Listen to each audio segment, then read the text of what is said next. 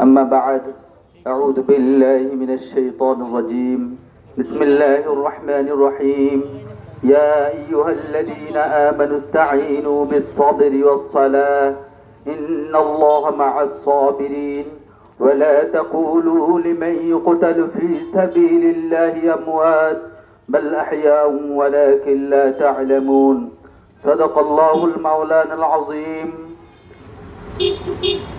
প্রিয় তৌহিদি জনতা, আজকে অত্যন্ত দুঃখ ভরা হৃদয় নিয়ে আমরা এখানে দাঁড়িয়েছি। পেশিবাদ বিরোধী এই আন্দোলনে আমরা এসেছি আমাদের এক ভাই এই 24শে জুলাইয়ের বিশেষ যোদ্ধা শরীফ ওসামা হাদির ইন্তেকালে আমরা সকলে পড়ি ইন্না লিল্লাহি ওয়া ইন্না ইলাইহি রাজিউন। প্রিয় পরশুরামবাসী, আজকে আমরা পবিত্র কালামুল্লাহ থেকে জানতে পারি যখন তোমাদের কাছে কোনো মুসিবত আসবে তখন তোমরা ধৈর্য ধারণ করো, নামাজের মাধ্যমে ধৈর্য ধারণ করতে হবে এবং যারা তোমাদের থেকে বিদায় নিয়ে যাবে তাদেরকে তোমরা মৃত বলো না, তাদেরকে তোমরা বলবে শহীদ, তারা আল্লাহর কাছে জীবিত। প্রিয় ভাইরাম, আজকে আমরা এখানে একত্রিত হয়েছি যে সমস্ত লোকেরা যে হাদির মতো সমস্ত ব্যক্তিদেরকে অন্যায়ভাবে দেশের ভিতরে বিশৃঙ্খলা করার জন্য গুলি করে আজকে হাদিকে শহীদ করেছে, একদিনে এই পর্যায়ে পৌঁছে নাই। ছোট ছোট অপরাধ করতে করতে আজকে সন্ত্রাসীদের গডফাদার হয়েছে। আজকে তাদেরকে ভারত সাপোর্ট দিচ্ছে। কি জন্য? ছোট থেকে তারা বেড়ে উঠেছে এই সমস্ত হত্যাকাণ্ডের সাথে জড়িত থেকে। আজকেও আমাদের এই দেশে বিভিন্ন সংগঠনে যারা ছোট অপরাধ করে তাদেরকে প্রথম থেকেই সরকার প্রশাসন প্রথম থেকে তাদেরকে টার্গেট করে বিচারের আওতায় আনতে হবে, না হলে এই দেশের কোনো মানুষ নিরাপদ থাকতে পারবে না।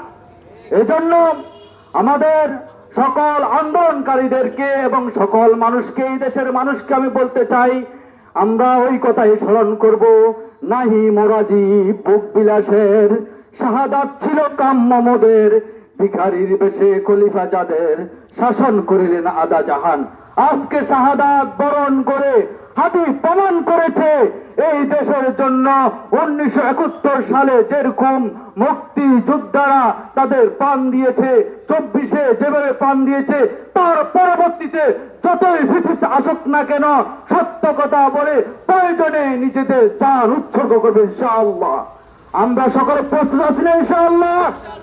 ইনশাআল্লাহ এই দেশের সকল মানুষকে আমরা উদাত্ত আহ্বান জানাবো, আমরা যদি এখানে নিস্তব্ধ থাকি, আমাদের শান্তিপূর্ণ যদি আমরা আন্দোলন না করি, তাহলে যুগ ধরে এই দেশের মানুষ আর নিরাপদে থাকতে পারবে না।